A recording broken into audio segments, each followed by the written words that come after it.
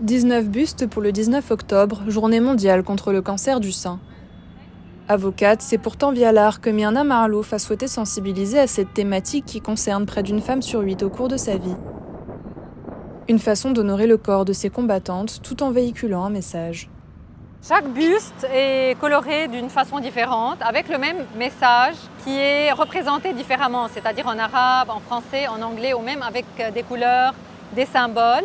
Et tout ça pour pousser les femmes libanaises à aller faire la mammographie. En faisant la mammo, on sauve une vie. Et en fait, pas juste une vie, c'est aussi la vie de la famille, des parents, des enfants, des amis, de tout l'entourage de cette femme. Mais s'il s'agit du cancer le plus fréquent chez la femme, beaucoup reste encore à faire en termes de communication sur le sujet.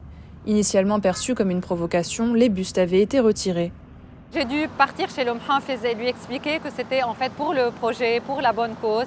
Il a compris le message, il m'a redonné l'accord de les exposer. Mais comme vous voyez, elles sont endommagées.